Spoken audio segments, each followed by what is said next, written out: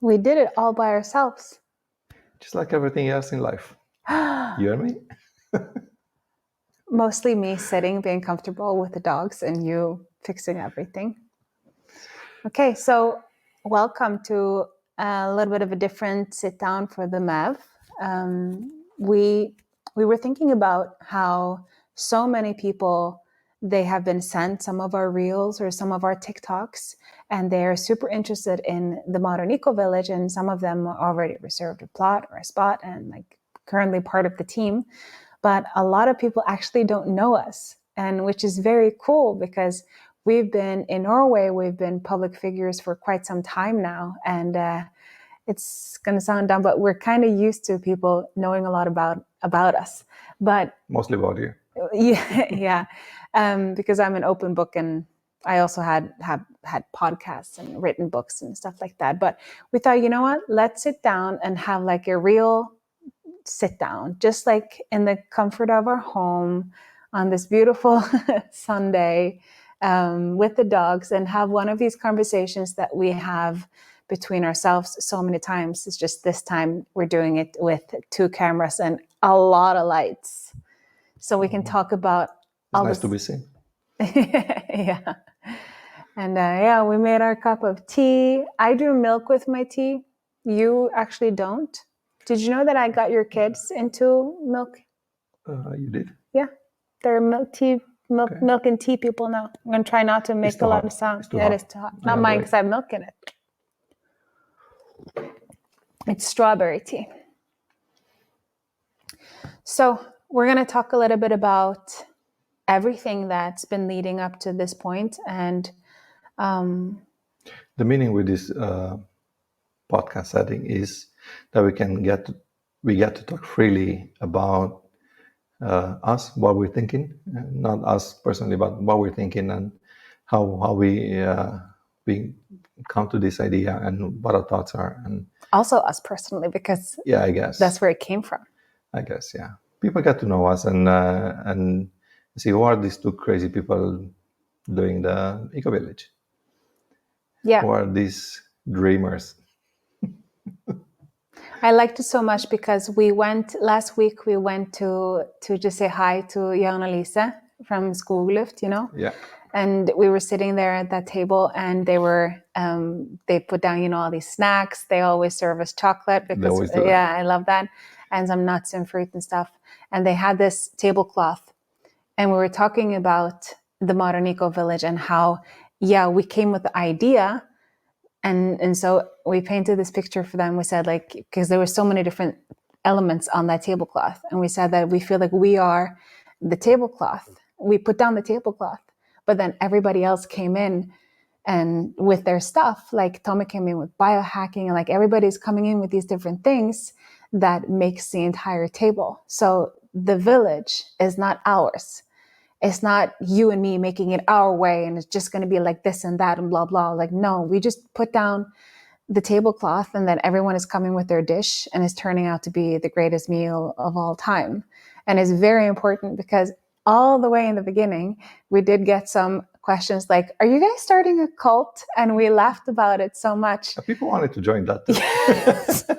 It's true. But I think the main difference there is like if you're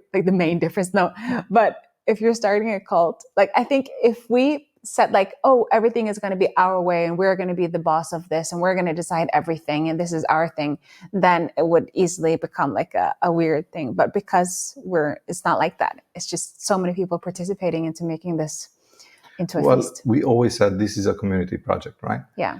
This is a community project. It's not just something we're saying. And what we mean by that is not necessarily that people get to buy a house in our village and be part of the community. No, they have to contribute. Yeah. And this is what we've been telling everyone lately now, because we realize people don't actually know that they can contribute to this project. Yeah. But before we go into more community and more details and more stuff like this, we need to tell people what are we doing here for the people that see this for the first time. Yeah. So do you want to lay it out as it is? Okay, like the MEV? Yeah.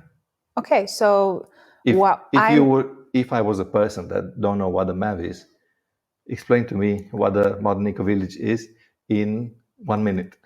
Problem is, my greatest talent is to make a short story long. So it started, I was born in 1986. No, so we moved to Spain almost 3 years ago, and we love it. We also travel to Romania a lot, not a lot, but every year. And we eat the food that your parents make in their own garden. And they live a little bit on the countryside in a small community. And then we, like, it's so many. Okay, maybe I can tell people what the MEV is. Yes, I think so. You see, I cannot do it. I was just about to talk about how Maria told me that every child wants to be safe, seen, and supported. And we use those 3 S's into like the map. Like, I cannot do it. Yeah. If you don't put me on a timer, I cannot do it. What's the map? What's the Modern Eco Village, Iancu? Okay. The Modern Eco Village is a community project in southern Spain where we built 500 homes for 500 families, couples of families or whatever. It's going to be approximately 1,300 people that's going to live there. It's a community. We're building modern houses, sustainable houses. We have our own energy. We're going to have our own food. We have an amazing soil where we can produce amazing food that we can going to talk about it later. But the point is, it's sustainable. We have energy. We have food. We have a helping community. We have modern houses, toxic-free houses, EMF-free houses in the best climate in the world. It would have taken me an hour to get to that. Okay.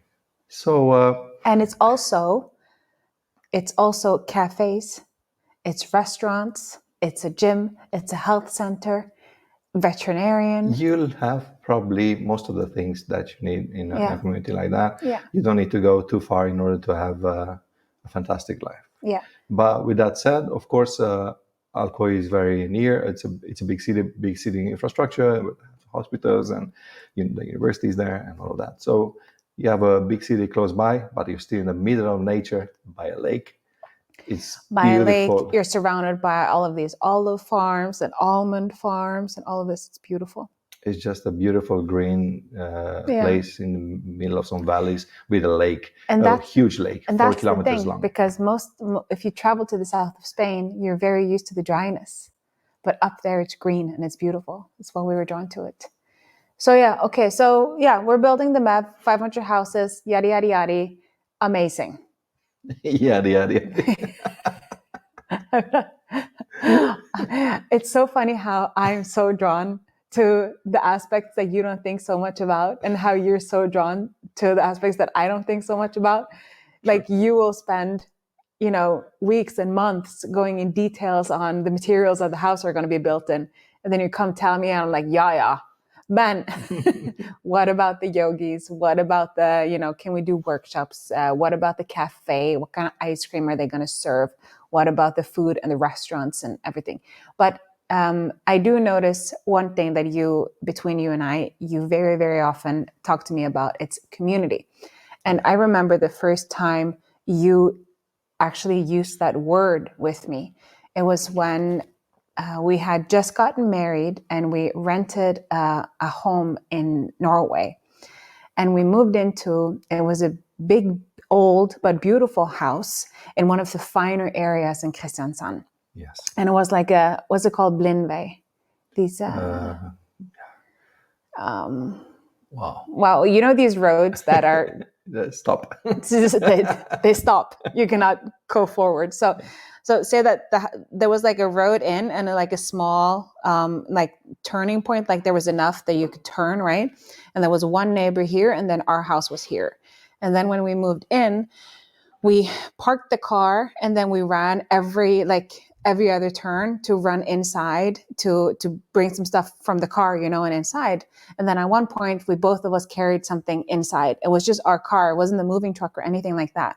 And we were probably inside for like 3 minutes, I think. When we came back, there was a note on the car saying, "This is not a parking lot." And that was how we were greeted by the neighbors. Yeah. They didn't even talk to us until when we were moving out. Then they came over and be like, "Oh, you guys are moving out?"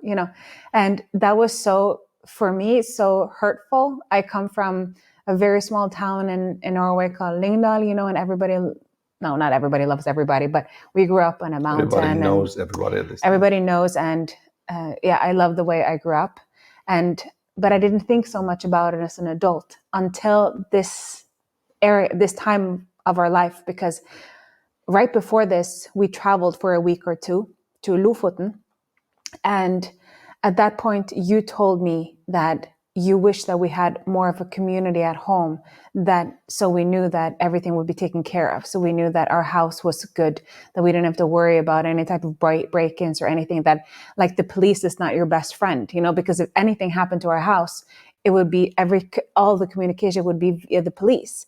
And then you told me if we lived in a community, the neighbors would take care of your house. So the police only is coming in if something is, very serious. But we're being robbed. First of all, Planes, it's a very remote place. Well, not very remote, but it's a small community, and it's at the little town of Planes. We're building outside that. So then again, we will be kind of isolated there. So we will rely on our neighbors. But I think the important thing to mention here is that most people actually find themselves into this situation. Like no matter where you live today, even if you live in a countryside, like a little bit closer to a big city, you're still in the city, even though you have a house and a garden. Most people today, they know very little of neighbors. And I mean, if you're running out of sugar, you don't ask your neighbor. No, you go to the store. No, you go to the store, you get dressed and you jump in your car and you do that and that. If you bake bread, you don't bake any extra. Yeah, exactly. Yeah. You're not thinking of your neighbor. They're not thinking of you. The best thing that can happen is that you see them on the street. You maybe say hi, and that's you do this. You take the lips in. Yeah, exactly. What is that? I don't know, but I think a lot of people find themselves in this situation. They live in a block of flats or in a house or whatever people live nowadays, and they don't really have a proper social life, social interaction. And that has so much to say for so many reasons. I mean, safety is just one of them, but we have this deep need to socialize with other people. We are built like this. We are not meant to be alone in this world. No, we're not supposed to raise our children alone. We're not supposed to be totally responsible. Like now, kind of like we can never go anywhere together because we decided to buy 3 dogs or buy 2, rescue 1. And I feel like she's a rescue. She is though, ish. Anyhow, and we're not supposed to have it like that. We're not supposed to having to take care of everything by ourselves and having to take care of our, our gardens, our fruit trees. Like it's too much to handle everything by yourself. But I know that how I grew up, we had close contact with our neighbors. I know that I have 1,000 pictures of myself growing up in my neighbor's house, like eating, dinner there and, doing Christmas cookies and like all of these things. And I know that they took care of the cats when we were gone and all of these things, but I didn't really, really properly see it until I came to Romania for the first time to your parents. Can you talk a little bit about how they live? Describe it, because I'll spend 3 hours talking about their gardens. Yeah, well, I actually grew up in the middle of the city. I'm a city boy. Târgu Mureș, yeah. It's block of flats and a lot of people cramped in a small place, and that was fine when I was young. But I didn't realize that there was anything else out there. That's why it was fine. I realized quite fast when I grew up that that's not what I want. And my parents, when I moved away I went for university in a different city, and my sister did the same. So my parents didn't see the point. You both went to music school, right? Yeah. Music University in Brasov. Yeah. So my parents then decided that, the block of flats in the middle of the city was not for them.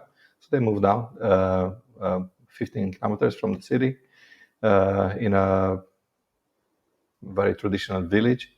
They have a beautiful house and a beautiful garden. They have greenhouses. They have their tree orchard. They have the grapevine, and it's incredible. Yeah, it is. Their house is, for those of you who haven't been there, their house is brick. and it's yellow. And her mom, her name is Floria, which means flower. She always has red flowers on the window seals. It's very like, it looks like a doll house, and everything is fenced in. It's very, very, very, very big. So animals and everything can run free on the inside. And then you have, they have now 3 greenhouses. Yeah, no, Yeah. 2. 2? No, they have 2 big ones and 1 small. Could be. Yeah. And they have, grapevines for days. They have 2 huge walnut trees that sacks and sacks and sacks and walnuts you can get from it. They actually tried to take it down a few years ago, and Iancu automatically, randomly called his dad just when they were doing that. What do you need? So Iancu was FaceTiming his dad just randomly, like one day, and he's like, "Hey, what you doing?" And his dad was like, "Oh no, we're just talking about taking down the trees. So a guy is coming over to take down the walnut trees because there's so much work." And Iancu was like, "No, this is my inheritance. You can't do that." So he fought for the trees, which I'm very happy about, and their parents are happy about it too now, and because they're amazing. But the way they live, when I first got there, I was like, I've never seen that before, because the climate in Norway, where I come from, it does not allow you to live the way that you guys live in Romania. It doesn't allow you to grow the type of fruits and veggies that you guys do.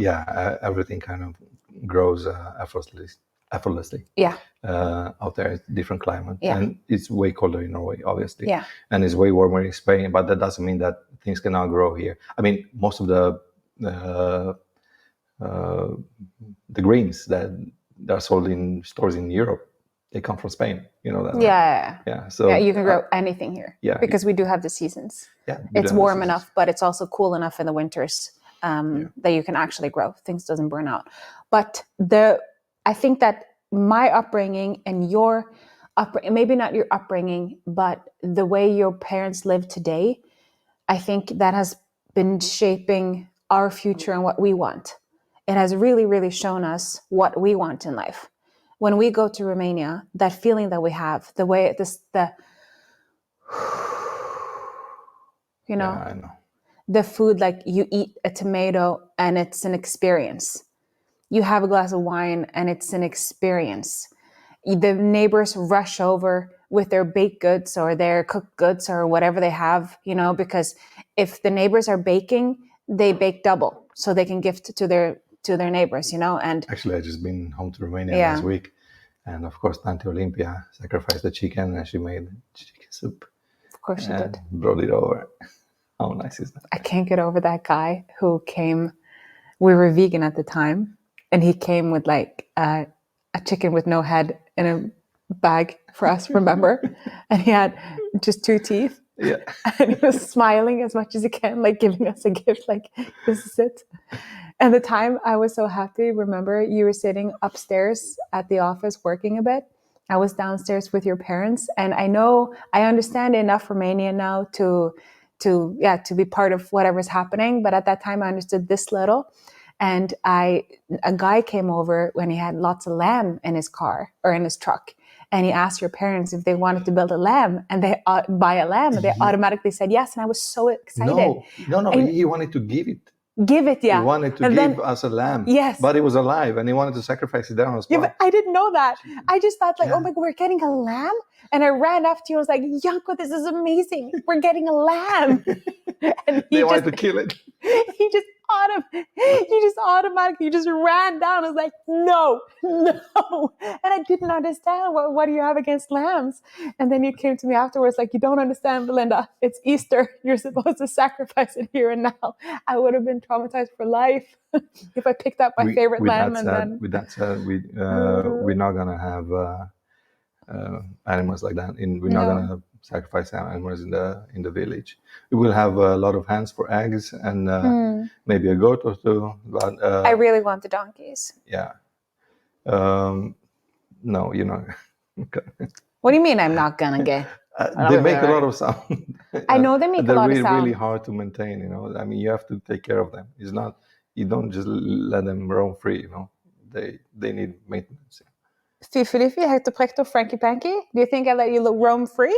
I think actually I do. Yeah. Okay. Back to the back to the village, we will have planning to have chickens, right? Fresh eggs and some goats maybe, and some small animals, but nothing big because that requires different setup and yeah. So I don't want to slaughter animals on that. It's just for those people that it made. We're gonna trade with farms, ecological farms around us. We can trade our produce for their meat. We want to have a very positive impact on the country that we're building in, with the small villages around. So the community that we're creating is not only our in the MEV and no one else can join it. Oh, sorry, I just touched my mic. The community that we're building is not only us. You don't have to, have a bracelet and be VIP to be part of we want to spread it. We want to leak it out to everything around us to make sure that everyone feels safe, seen, and supported. Exactly. Well, I think we should start talking about the community. Yeah. Because community is by far the most important aspect of this project. It is a community project. What does it mean to you? What does it mean to me? Well, first of all, I think I've been missing community. I mean, I'm a really outgoing social guy. I love seeing people. I love talking to people. I love playing music with other people and whatever. I don't know. I just love people. I love being around them. You're very extroverted. And it gives me energy. And that was missing from my life. That was missing both in when I was a student and moved to Norway. And Norway was definitely a very cool place to be on the social aspect. It seems to me that people in the northern countries, they only get together on Fridays, Saturdays, when they going out to party. I want more than that. I want to know everyone around me. I want to participate in. You said it. See and be seen. Safe, seen, and supported. Safe, seen, and supported. Yeah, and that's what a community should be. I mean, it has so many different implications, but I think one thing we can talk about is definitely the roles that everybody has in a community, and we encourage actually everyone that comes into our village to find a role, to find something they want to do in the community. Or a lot of people that already reserved their spot in the community, they already know because they're part of the team. So we know that Tommy's gonna be in the clinic, and we know that the other Tommy is gonna be responsible with technology and the greenhouses, automations in the greenhouses, and Odd Magne with his EMF and again the technical bit. Then we have some people that we cannot name yet. Yeah, we have some people that cannot name, which is very cool. Where the architect is gonna live there, and he is gonna have his office there. There's a lot of people interested in yoga. They want to have the yoga lessons there. Exactly. And, we have healers. We have doctors. Teachers, because we have a school and a kindergarten. The cafe owners. The ice cream people. Yeah. We have chefs. And also contributors, like people who you don't have to be a teacher or you don't have to work there. You can also contribute. You can also go and buy your food there and buy services. And it doesn't have to be like my mom asked me. She was like, "What would I'm not what do I do?" But Mom, you spend your money there. Like circular economy. You make sure that you spend your money there. That's also contributing. Yeah, well, that's what we're talking about here, because this thing, finding your role in the community. I want everyone to participate, either having their business there or offering their services, or use the other people's services. That's the other side of it. Yeah, exactly. Using other people's services. We want a circular economy. Yeah. Of course, we will need to bring some money from the outside, but a lot of people work online. A lot of people have their businesses somewhere else, and they just want to work remote or whatever. Also, the hotel and the wellness clinic will generate income, and a lot of the things that we do, that the production will generate income for the village, but we want the money to circulate in the community, because everyone will thrive. And it seems like we've been doing some studies with people that know what they're doing, and it seems like 500 families is the sweet spot for a small village. More than that, it would require bigger systems and different things. And it's also big enough that you have these subcultures within, and it's big enough that, like, it's such a beautiful place to launch your business. Like, almost no matter what you do, if you move into a village where you know that most people here, we all agree that we're going to have a circular economy and we're going to buy other people's services.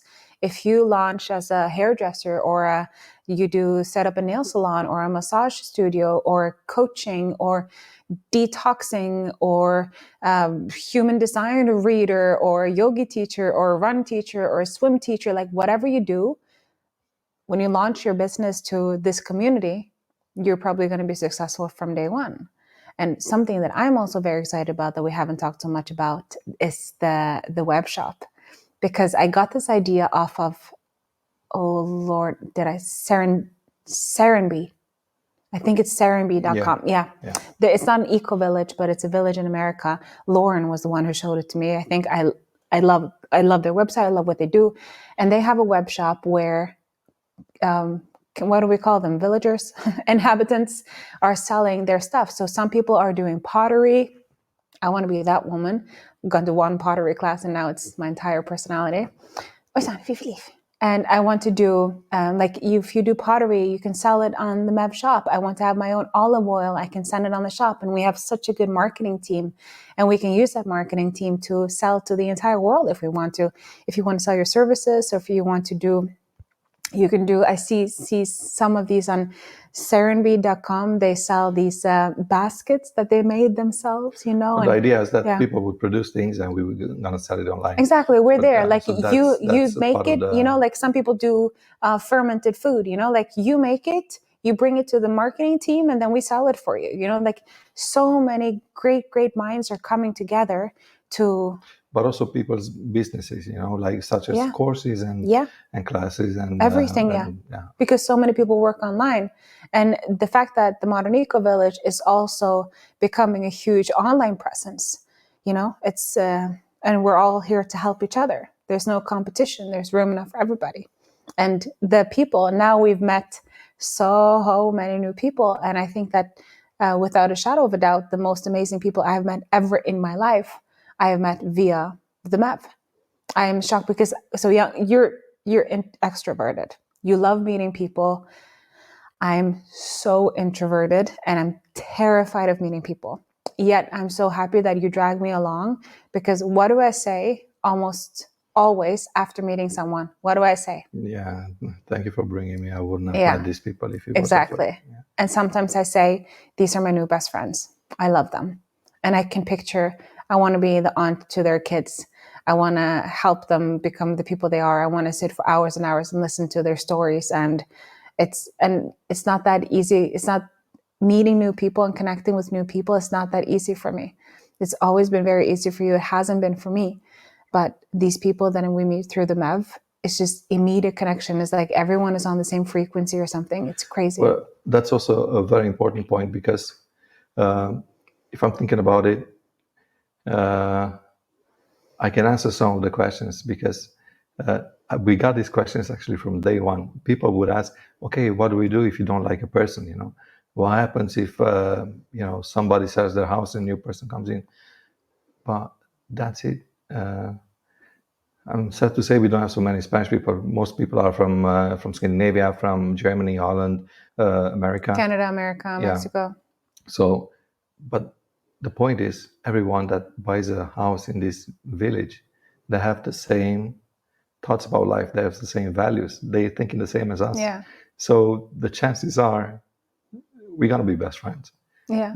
That I realized that by going up to the plot so many times with so many different people, and every time I meet people out there, I'm I'm thinking, oh my God, they're so nice, they're so resourceful, they're proper people with good, proper values, good people, solid.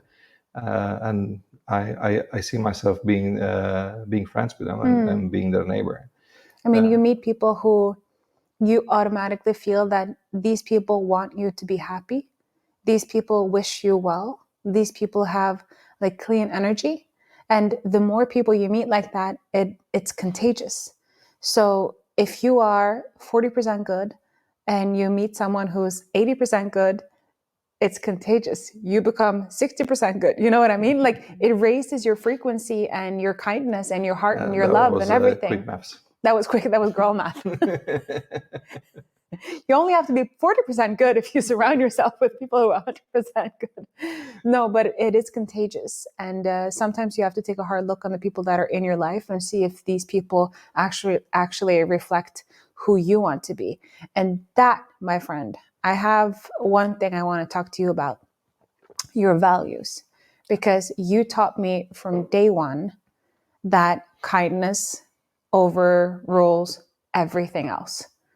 That it doesn't matter if a person is educated or not, if they're smart or not, if they're funny or not, if they can talk freely or not, if they know this or that, like nothing matters except from kindness. If they're kind, they're good. I agree. Yeah. I mean, it is what I thought. But yeah, I think it passes down from my father. But I always live by this principle. I want to see kindness in people. I want to see them trying to be kind, at least. I know is the greatest feature that we have as humans, and is the only way the society can work. If you look out for the person next to you, either family or neighbors.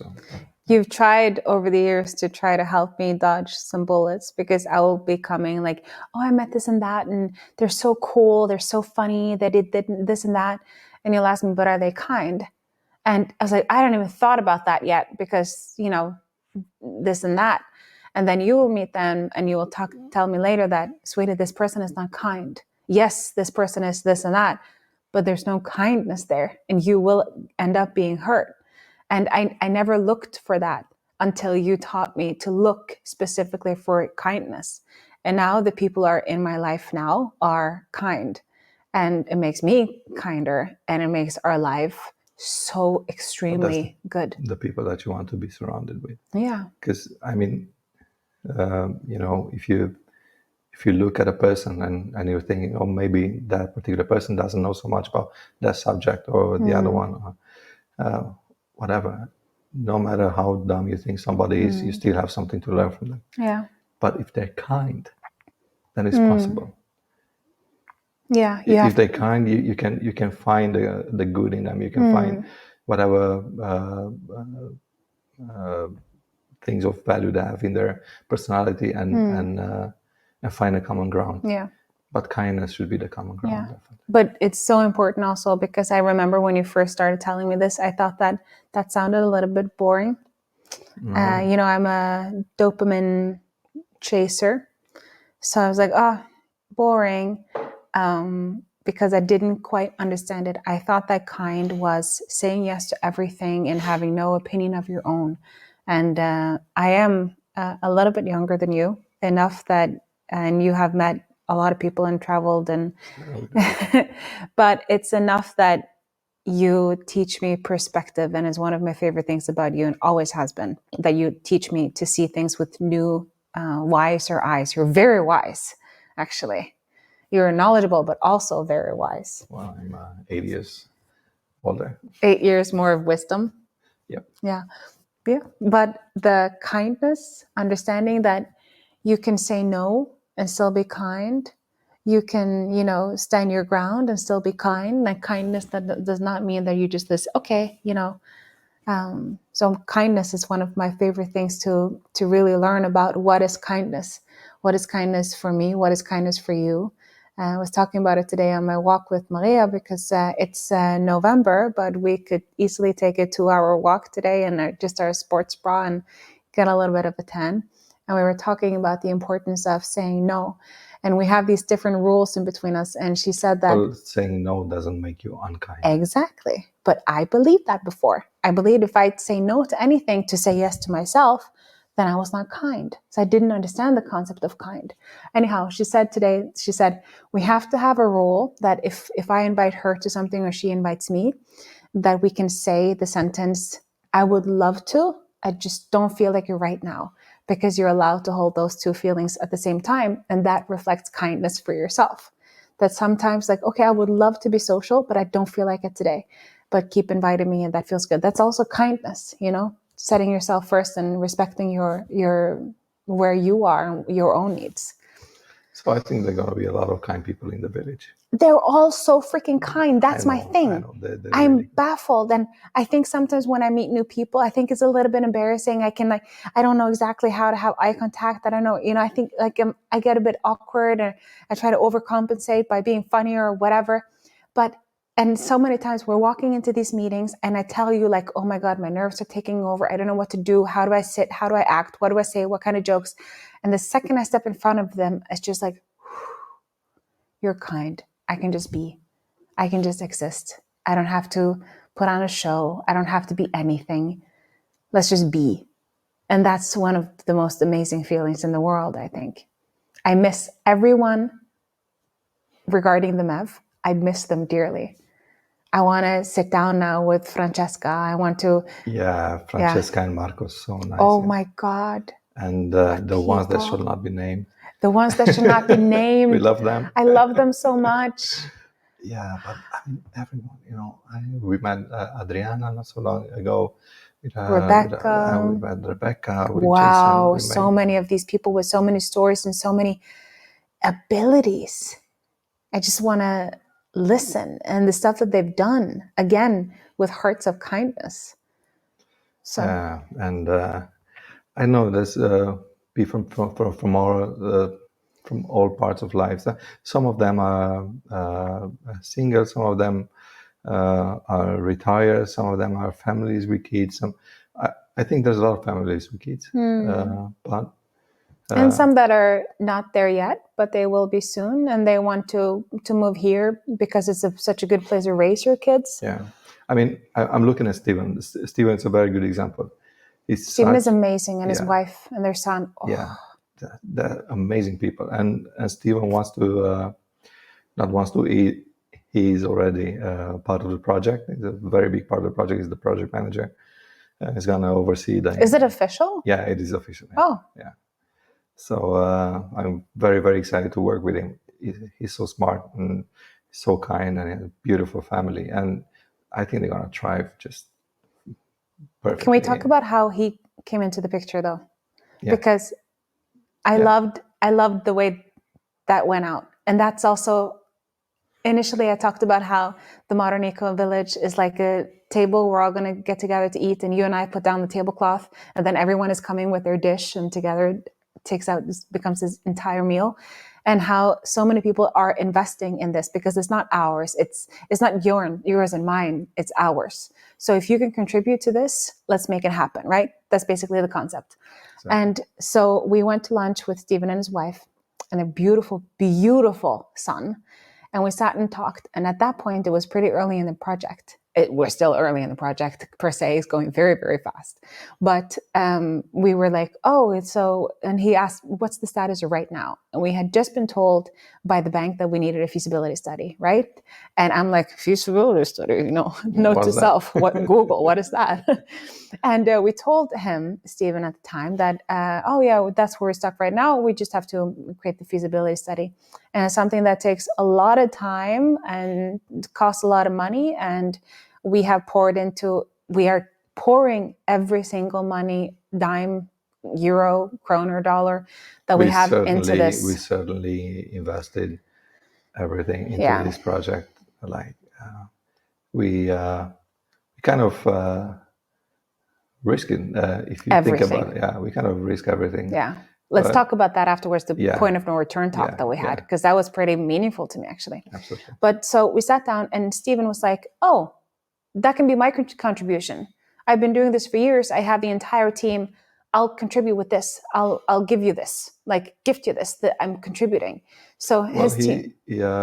A company from Portugal did Yeah. it, but he helped with absolutely everything Yeah. because I didn't know how to set it up. Yeah, exactly. And he used his time and his knowledge to make it perfect. And he talked to the guys in Portugal, and he's been present and he's been doing such a great job with that. And he does have an MBA business from Paris. So, yeah.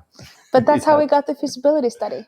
And that's how Stephen came into this. And that's how we found out that he's such an amazing and resourceful dude, and he wants to be part of this project. And this is also how it happens. It's a little bit of survival of the fittest. Yeah, it's exactly how the girls came in as well. Yeah.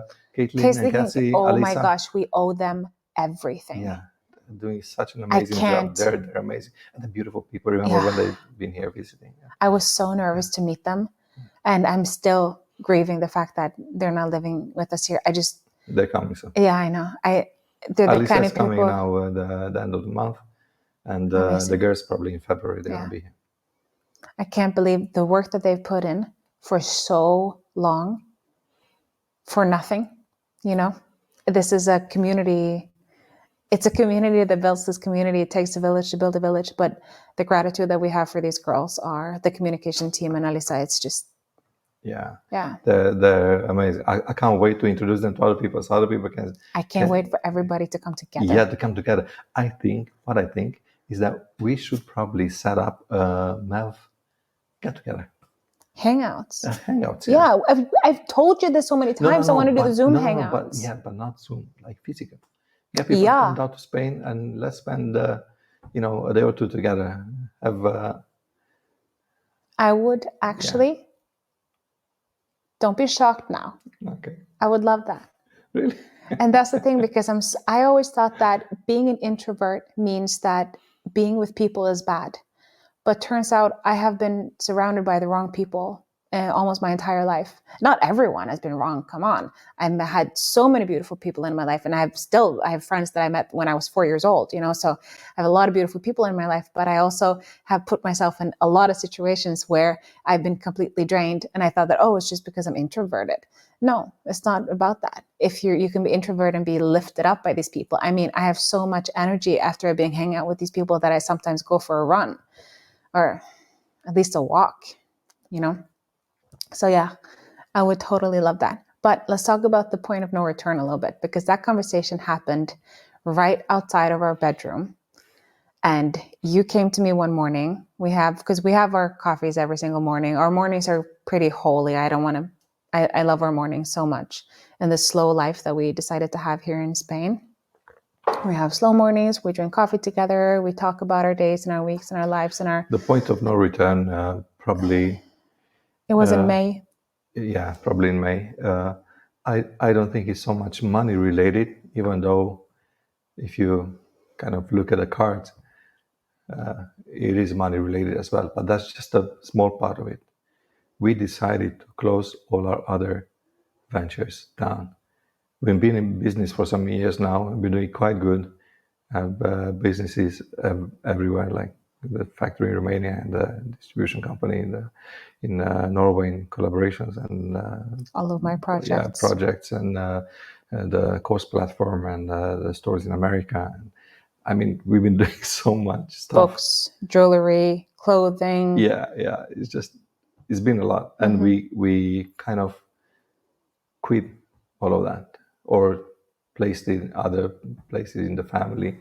And that was the point of no return when we realized that the only thing we want to do now is the village. We want to make this village happen. And we put everything that we made in business all these years, all our time, all our resources into this project. And it kind of went stress-free. What? Well, no, it's not stress-free, but everything we were set to do, we've done. It wasn't necessarily easy, but it got done. I mean, there was no stops. There's nothing stopping us. No, there's nothing stopping us, but we cannot. I mean. Yeah, I was maybe a little bit stressed in some periods of time because, just things kind of come at me from all angles. But we should talk about this thing, because we had the point of no return talk. You asked me, are you okay with canceling everything else? Nothing else but the MEV.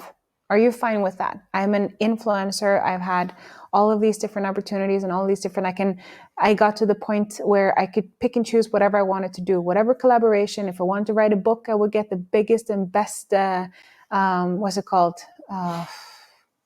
Publisher. I could do TV. I could do any podcast. I could do anything. And you asked me, what do you want to do? And I was like, the MEV. It's like, okay, so I have to close all doors. I have to quit my management. I have to go away from absolutely everything.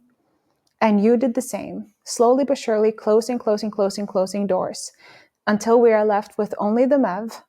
And when we have only the MEV, then we have to put everything into that. All of our money, all of our effort, all of our everything. Before. And that's the only way to go forward. This is the push strategy that we have been living since we got together. Because we always know that if you have, you always quote him, who says it, you don't know how strong you are until strong is your only option. Bob Marley. He was a great philosopher, but it's so true. And it's also in business. And we have noticed for us that we have to, do you have to go pee? Maybe we have to go let her out. I think she's fine. She's going straight to the door. Yeah, I'll fix it. You talk. Okay, what were we talking about? Bob Marley? Pushing. Yeah. The push strategy. That I'm just gonna let the dog out. Yeah. So the push strategy is Iancu and I.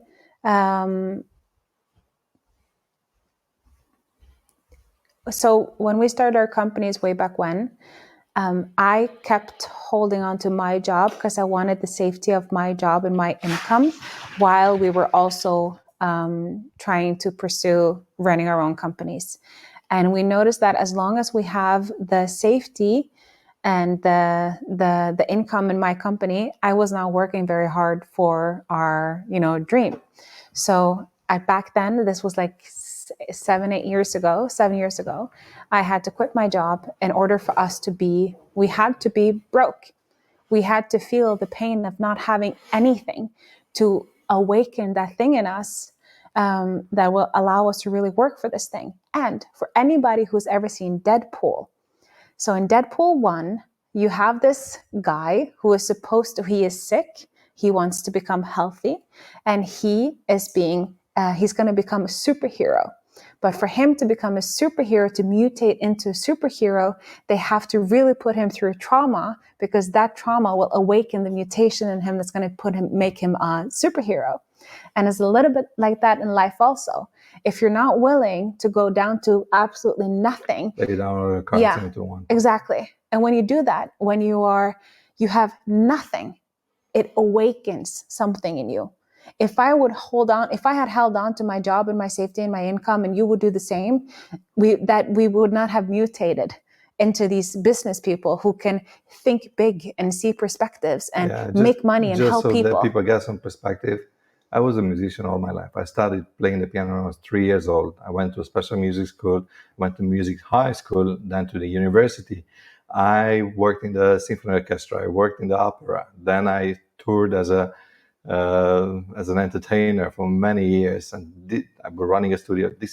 All my life was music, nothing else. And suddenly I had to change. I had to do something else. And when we decided to start our first company, I quit my job. You quit your job. After you. After me. But we quit everything and we started grinding, and it went really, really nice, because when you focus on one thing, then you give that thing your all, it will succeed. And this is why this project is going so well, because we are putting all our hearts and our efforts into it. I think about that time so often. Like, we had nothing. We didn't have towels. I was calling like family members, like, does anybody have any hand-me-down towels? Because we cannot afford it. We got our bed from, it was gifted away like on Finn.no, like on, what is it called though? In Market online. Yeah, market online. We got it for free, and we very often did not have money for food. So we invited ourselves to our friends and family's houses to have a nice dinner, and we had absolutely nothing. And at the time, I didn't like it very much. Neither did you, I think, even though we never grew up with wealth. I grew up you grew up actually in Romania having everything you ever needed. I did not, we had very tough when I was little. I had it very tough financially until our businesses started taking off. I was way past 30 until I felt the liberty of not having to worry my butt off for my finances every single week and month. And well, let me tell you, these past months, navigating the financial dynamics of this project was not easy for me either. But it's not our personal finances, obviously. But finances are always tough. But once you get past that point, things are a lot of fun. Yeah. And this is what I love about this project, that like we said from before, all these people involved into our project, they're actually contributing. We mentioned some of them before, but let's say our team is about 30 people now, that they all have their roles, and they're all doing their bit to make this happen. We have a huge team of lawyers, the architect, and and the lawyers checking on the lawyers. Exactly. Yeah. We not so long ago, about a month ago, we got confirmation from the lawyers that everything is sound and fine.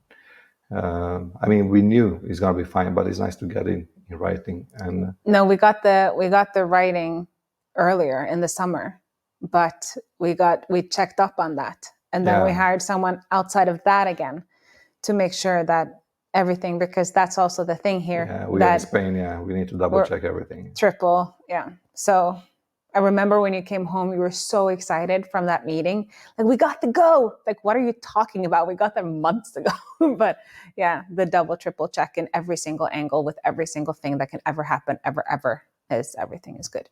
But let's circle back to a little bit of anxiety and fear and stuff, because I know a lot of people come to us and they say that, oh my gosh, you can do this because you don't have any worries. You don't have responsibilities. You have money. So of course you can do that. You don't have any responsibilities. We don't have that much money, and we don't have no experience. We're normal people. We're normal people. And it's so funny how people are like, oh, you don't have, we have kids. I didn't birth them, but your ex-wife did that nicely for me. There are kids. We have 3 animals. We are responsible for a lot of things. We have fear, and we have insecurities, and we have everything. But that's so interesting. Like, if you get to know your relationship to fear, what does that mean? Because I think, I think both for you and me, fear means, this is uncomfortable. This is going to bring me a little bit of anxiety and a little bit of knot in the stomach. Let's really push through to the other side. Yeah. But for so many other people, fear means, I can't do this. I have to stop. I have to retract, and I have to keep living the way I've always been living. Ow. I remember 1 year ago. Yeah, come. Hey, calm down, Frankie. Come, baby. I remember 1 year ago when we were thinking about... Can you take this before I knock it over? Yeah. When we were thinking about starting this project, went to the bank. I went to the first lawyer, and both of them told me, no, you cannot do this. I'm sure I can. Yeah. Watch me. Just watch me, yeah. And it went beautifully since. But no, it doesn't mean no. No, it means you need to push harder. You need to open new doors and close old ones. Do you remember years ago when we started telling our friends and family that we're going to quit our jobs, start companies because we wanted financial freedom and move to a warm country and live slow and beautifully and be free? Everyone was just like, there's something wrong with you. You need a mental checkup. But we so firmly believed it. And this is also, I think, how the MEV was created was, you and me sitting down talking. We sometimes do these talks, and that's shaped our entire marriage and relationship and personal and privately and everything that we've ever done is the talks that if you have with no compromise, how would you want to live? Like, can you dream it? Can you visualize it? Well, one thing that's important is the reasons why we're doing the math, actually. Not the house and who, but why. And it comes from our personal life. We lived in nice houses, and we lived in not so nice houses, and we lived in Spanish houses, and that was something that we wanted to fix. Initially, it started as building a house for ourselves. That's how this project started. We want to build a perfect house. And the perfect house turned into a magic house. The houses that we're building in the map, they're absolutely insane. They're modern. They have a very low impact on nature. They're sustainable, free energy, recirculating water, and all of that. And they're not expensive. No, because people are being ripped off around here. Exactly, yeah. The prices on the houses here that are just tiki-takis, it breaks my freaking heart. It's just boxes and boxes that don't even function. I know. And for double price. For those of you that live in Spain, you probably know how Spanish houses are. These houses are the highest quality, and they're toxic free, they're EMF free. They're just a dream to live beautifully live in. Yeah. So imagine living in a comfortable, beautiful home with all the modern technology, but without all the drawbacks that exist in your life. Then, when you go outside, you're in this beautiful valley next to a beautiful lake in the most perfect community there is, with a soil that hasn't been sprayed for the last 600 years, where the most nutritious vegetables grow like they used to grow 400 years ago. You cannot find that anywhere almost in the world. I mean, come on. And it was we had a couple of health journeys. We started with Belinda turning vegan. Forcing you to join me? Yes. But it started, we laugh about our vegan journey because, but we've never been healthier. Yeah, it was a fantastic health journey. Yeah. I never want to do it again, but it was interesting. But it started with my father dying from cancer, esophagus cancer. And my father and your father had the same cancer, 1 year apart, I think. Yeah. Your father is thriving. My father is gone now for 7 years. And I took the death of my father, as you know, extremely hard. And one of the things, I was so angry at him for never taking his body and food seriously. He was living off of the supermarket. He was eating processed foods and enjoying his life like that. And he didn't see any problem with it. And I firmly believe that they both my father and your father, they love to have a glass of wine. They love to have that third slice of cake. They love all that thing. Yeah, true. But I think the reason your father is currently thriving and mine is gone for 7 years now is because your father has been living off of his own soil for so long. I think he has so many nutrients in his body. They buy almost nothing from the shop. They grow everything themselves. So this was one of the things that we believe, both me and Belinda believe, that the answers to our health, both physical and mental, are in nature. In nature, and it goes down to the soil. The way we interact with nature, such as taking trips out in the woods and exercise your body and being out in nature, touching the soil, breathing fresh air, drink clean water. We have our own water in the village.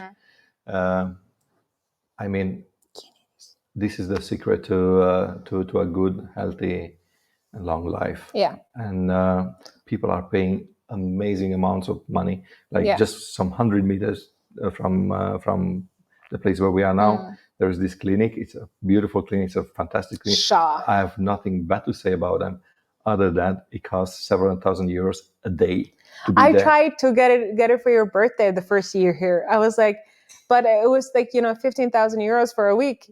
Yeah. It's so expensive, and what they do is they heal you with proper food, nutrition, exercise, and alternative methods, and it's going to be for free in the village. That's the lifestyle. That's the lifestyle in the village.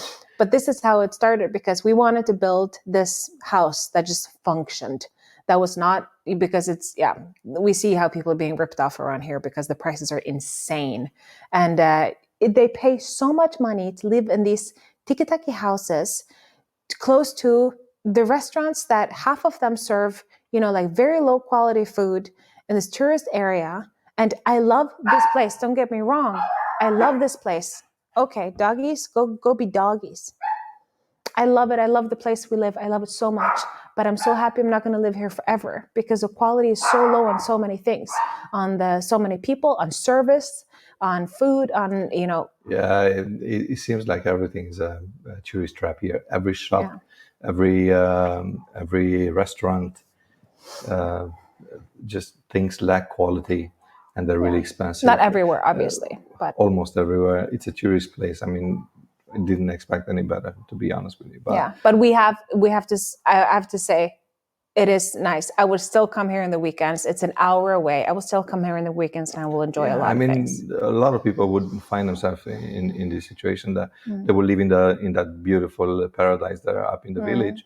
But then you want to have a day by the sea. Yeah, it's 1 hour away. Then you have your day by the sea and go back to your home. But back to the thing, we wanted to build this house.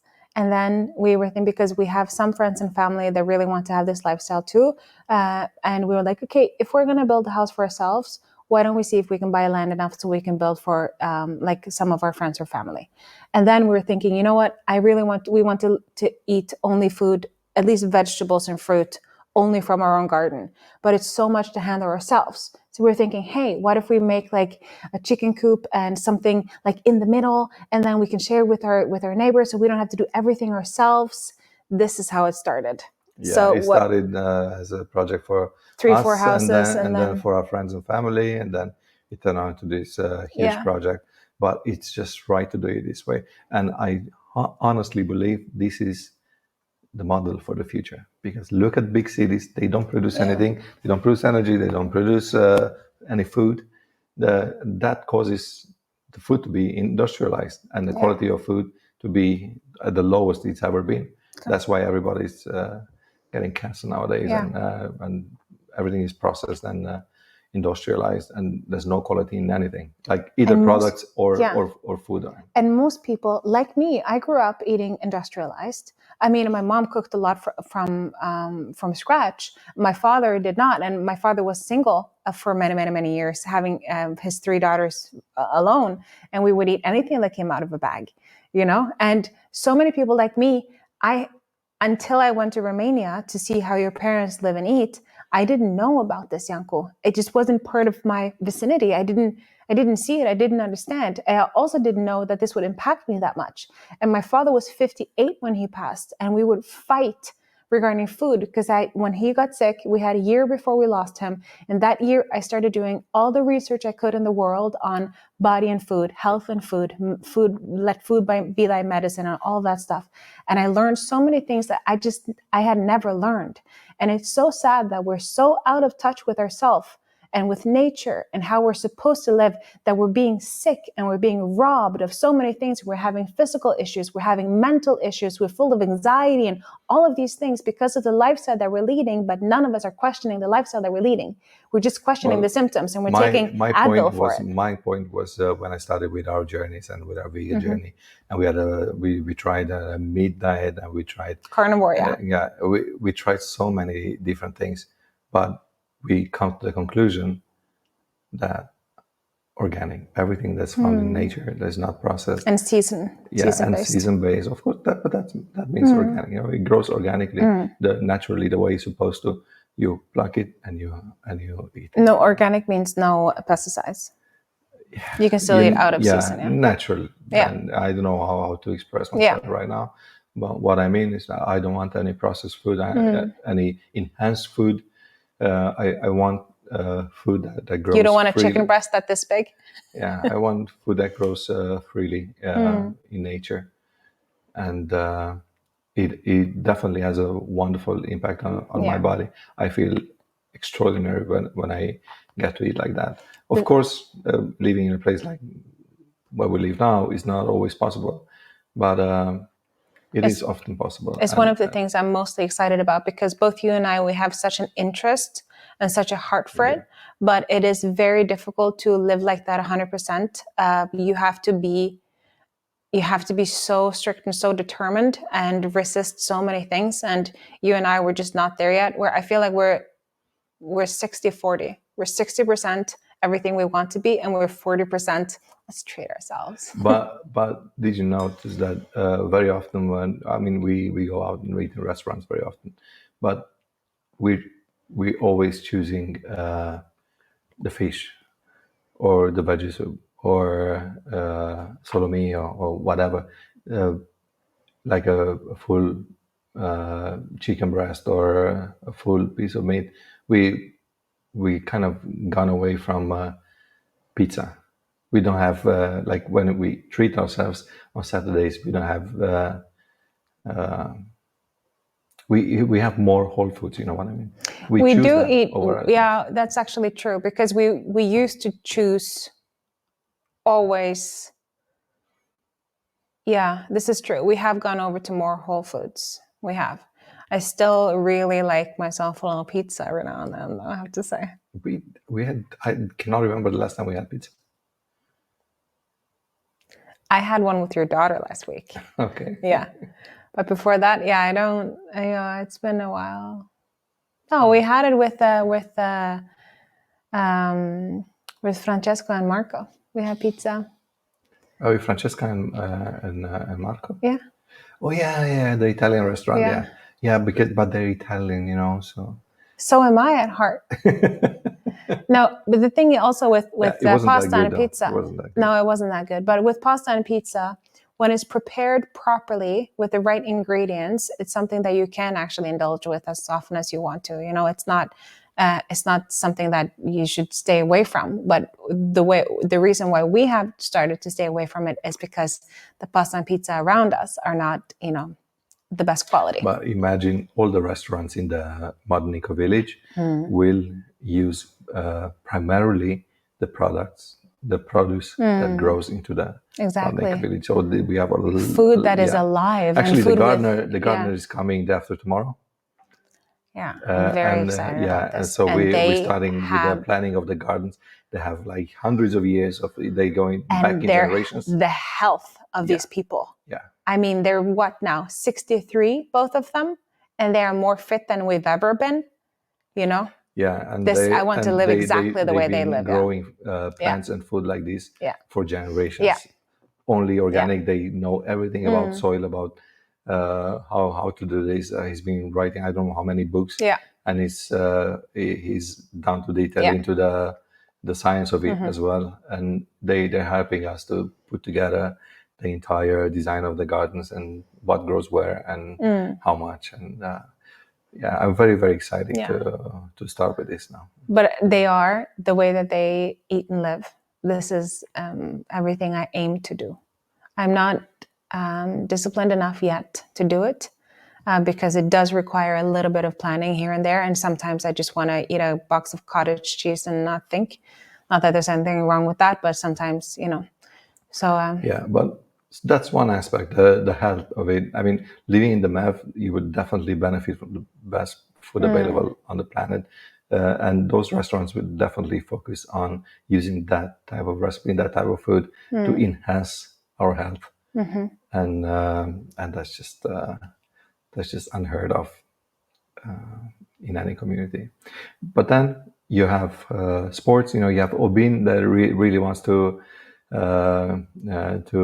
start a beach tennis club, and we're gonna have the gym there and the wellness center. Tommy is a professional athlete as well, and there's many others that they want to have some self-defense classes or different kind of sports that we can do. We're thinking about some paddle courses, but motion is so important, and we want to make the entire village with no cars, so that motion would just be a natural thing that you do when you go from your house to the shop or from your house to the office or to the community building or whatever. You have to go whenever you go. You You have to walk. And it's a little bit up and it's a little bit down. And it's, Did I tell you that my mom started working out? Like she's been working out now for like a year, heavily so, to be fit enough to tackle Planes. She wants to be able to run away, you know, be light on her feet. You're going to give people the wrong idea. It's very easy to walk around there. Yeah, of course. But a lot of people are also not moving.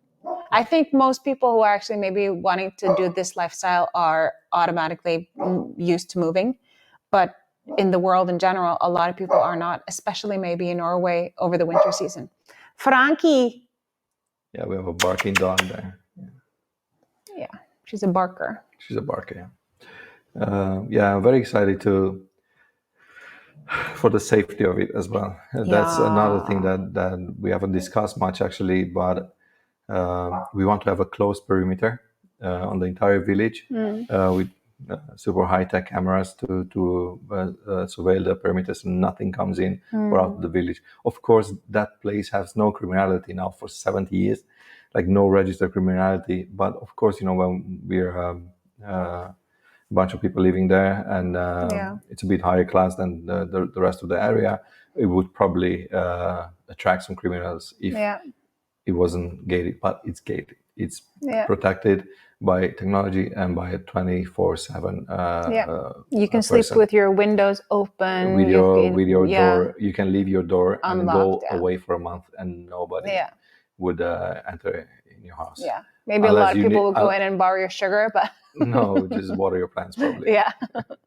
So I'm very excited to live in a community where I can feel safe like that. And of course, it's the safety of having very low bills because we have solar energy and we have our own water. So if you're a bit careful, you should be able to live very, very cheap or even for free. If you participate in the community and your food doesn't cost anything because you're participating in the garden work and you don't charge your car or you don't wash your clothes in the night when there's no sun, then you know if you're a bit careful, I think you can live for free in there. And that was the idea. That's how we started. And having the opportunity to do that, I think that's fantastic. Because both you and I, we've known from day one. It was funny because we wanted to tackle one thing that I've never heard anybody else tackle. It is expenses. Because you said we're going to grow into our, we're going to age. And do we want to have every month for the rest of our lives fighting to pay bills? Like we were like, everybody does it, but nobody talks about it. Is this something that we want every single month? No, we don't want that. We want to have like a free life. We don't have to worry about that. So I remember one time we made as much money as we could in a small period of time. And then we prepaid, we were renting at the time, and we prepaid the rent for a year so that we could manifest a life with no mortgage because we had no bills. So they're like, okay, this is how it's going to be when we have no mortgage. We found new bills. We did find new bills. I discovered Amazon. Oh my gosh. I remember the first time because I was single until I was 30. I've been taking care of myself my entire life. I had to do all of the masculine stuff. I had to pay all of my bills. I had to do everything by myself. And then in the beginning with you, I didn't realize, should I continue doing this? Should I not? And then after a couple of years or so, I started letting go. And then I realized that maybe it's okay for me to let go a little bit more and just lean into the femininity, and you took over the masculine. And right now, I think we're living in a bit of a maybe old-fashioned, traditional way where you handle most of the stuff and I take care of our home and I, buy food and stuff like that, and you pay bills. And it's very divided into those roles that came natural to us. It doesn't mean that it works for other people, but to us, it works nicely. But it's so funny how quickly I changed and adapted to this lifestyle. Also having had no money my entire life to suddenly having a steady paycheck every month. Like we have normal paychecks, but I never had normal paychecks, right? Anyhow, a few months into Amazon, because Amazon when we moved to Spain, Amazon didn't work on my credit card. Weirdly enough, by the love of the Lord, it only worked on your credit card. So still is on my credit card. Still is, yeah. But I remember you asked me, It's not that long ago, but it was a few months into Amazon. Want to check on your daughter? And I'll just... I have to say the Amazon thing, by the way. Yeah. Because you asked me, you said, honey, I have to just ask you, are you in control? And I remember my automatic thought was, am I supposed to be? Am I supposed to be in control? What do you mean? Should I have a budget? Should I supposed to know what I spend? Like for me, Amazon was free because it was on your card and you don't shop. So I was like, I have double budget because you don't shop anything. So I can use mine and yours. And no, I'm not in control. Yeah, so, this sounds probably a little bit bad, but... No, it sounds wonderful. It sounded wonderful for you, yeah. But anyway, the idea was that the MAV will cost very little or nothing. Depends on your level of involvement in the community and the work that needs to be done. Or it can be whatever you want it to be, because we will have cleaning services if you want your house clean, if you want those services, or your food delivered, or everything will be possible. But if you choose to live free, I think that will be a possibility as well, and we aim to make it so. Yeah. How do you mean live free? I mean, free. I mean, you have to pay your mortgage. You bought your house and it should be free. I mean, people that have a mortgage, obviously you pay your mortgage, but people that just buy their house because our houses are not that expensive. Yeah. Yeah. I mean, most people move from another place. As I said in the beginning, a lot of people move here from Scandinavia, from Germany, from Holland, from America, from Mexico. There's so many. They sell their house and they move here, and most people won't have a mortgage then. If they sell their house, whatever they are now, they will be able to buy something in our place, and that means, we have. Can you go take Frankie because I have my dog sleeping on me? Yeah, okay, I'll go and get them. I have my dog sleeping on me. Yeah, my dogs. Your dogs, yeah. Well, actually, Frankie's your daughter. She's a naughty one. No, she's the only one that you bought. She's in your name. Yeah, but she's yours. You know what I mean? Frankie, come to Papa. You think? No. You have to say the S word. Snacks. Snacks? Frankie, vill du ha snacks? I think that worked on all three of them. All right. And there she comes. This is the only way I know how to discipline her. Can this go under the category of disciplining your dogs? No. If they only listen if you have snacks? We need to wrap this up before we go further off the subject. So basically, we've been talking about what drove us to build this village. What drove us to build this village? Definitely health, food, community, people, safety, financial safety, safety from criminality, safety from anything that comes in the world. Yeah, like no matter what happens in the world, the situation is not that good. And a lot of people actually were asking now lately, "Oh, how are you? How were the floods in Valencia? Did it affect you and all that? And how did it affect the plot?" Yeah, and the plot is 420 meters above the sea. No matter how much water it comes, it will not stay there. No, it goes straight into the lake. The lake has a dam. When there's too much water, the dam opens and goes in the other side of the valley. So there's no problem with floods or anything. We are building the safest house, no matter what will happen. If a freaking tornado comes, if a tsunami comes, if another flood comes, we are safe. They have a warranty of 500 years. If a pandemic comes, we will be untouched. We just close the main gate and have ourselves a little blast. Yeah, we have food and wine. We have everything. And wine. And music and dance. And music and dance. And tres perros. So, to sum it up, the Modnik village is a modern community that is very close to nature. We use technology to get closer to nature to help our mental and physical health and to raise our status by having this beautiful community that you're just gonna feel like a complete human being living in a place like that.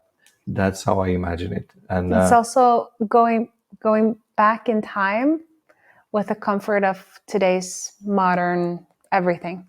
Remember how many times you've told me that, oh my God, if I was 20 years old, but with the brain of a 46-year-old, then wow, you know? And it's kind of the same we're doing. We're going back in time to how people lived before, but we're taking all the good stuff from today with us. Or we're going back to take that to us, yeah. So for those of you that have seen this talk, these are pretty much our thoughts on the project and how we see this project. But as we said, it's not only us building it; it's the entire team that comes with the solutions, that comes with ideas, and we encourage everyone to share their ideas with us. And of course, reserve a place in the community. We have only 500 places. We're doing interviews with every single person that wants to reserve a place in the community, and it's very important to set the community before the houses are built. Yeah. Important for us to know who we're moving in with, to find the roles in the community. That, as we talked about, we need to know who does what and how this is going to work. And of course, the banks are way easier on us if you already have the people interested in buying houses. And that helps us a lot as well. So with that said, I think we covered pretty much everything this time. Do you think that in a year from now, do you think that we are doing a podcast like this from the MEV, from the model house? I think so. Do you think that I can wake up tomorrow morning, then in a year from now, and then go down to the cafe? Probably not, but the house, yeah. Year and a half from now? The cafe is not the first thing that we're building. You said so. You said that the cafe is one of the first things that we're building. I said 2 years. Yeah, because the model house. Yeah, the model house is the first thing that we're building. We're not building a model house and a cafe. No. You're not. I want it to be called Luke's Diner. Yeah. He didn't catch that. If somebody knows, we can talk about which that. camera can I look into right now? I think that one. Okay. To anyone who understood Luke's Diner, just give me a thumbs up or send me a message on Instagram or something. A lot of people understand that. If you run on the road. Yeah, with that said, have a great day. And thank you for listening to this entire... Can I say one thing about the cafe, though, why I'm so excited about it? Okay, tell me. Because the cafe, we're going to sell, obviously, healthy food, salads, lunches, something simple, something easy, some healthy ice creams and all of that. But I love so much the idea that we set up with a team where we're going to have one of these shelves where you can go and you can buy some produce made. We were going to buy a lot from, supporting communities around us and all of that, but also made from the village. So if you make fermented sauerkraut, you sell it to the cafe, you have your row. If you make, homemade Nutella, you put it there. If you make chips, you put it there, Homemade Nutella. Yeah, a lot of people make just healthier versions of Nutella because the idea that we talked about is that... chocolate cream, you mean? Yeah, but healthy nor natural, because we're not going to try to change everybody's lifestyle. We're going to upgrade everybody's lifestyle. If you love chips, eat chips as much as you want. Enjoy your Friday night, but buy it locally here. Buy it naturally made. If your kids love Nutella on the weekends, okay, buy the natural stuff. And this fermented stuff. And I can just visualize. And so many times if I'm doing like walking meditations and visualization and stuff, I just picture myself waking up, going down to the cafe, seeing all these beautiful people that I already love with all of my heart. And I almost never love anybody that I don't know that much from all of my heart. I'm going to the cafe, I'm having a cup of coffee. I'm going to pick my produce for the weekend. I'm going to have some local cheese, some local honey, some local sourdough bread. I'm going to grab the, chocolate and all of these things. And then I'm supporting the community, the circular economy. And I just have a whole thing in my mind. Yeah. I'm so excited about it. I'm excited about a lot of things in the village too, like daily life in the village. Yeah, daily life in the village. This everyday daily life. Yeah. Yeah. With that said, have a nice day again. And thank you for listening to us. And we'll see you. We'll see you soon. Yeah, we're gonna keep you updated on everything that happens. And you can log off, and then I can go back to your original question. And in 1986. Have a great day, everyone. Yeah. And also, if you like this kind of thing, let us know. So we'll do it again.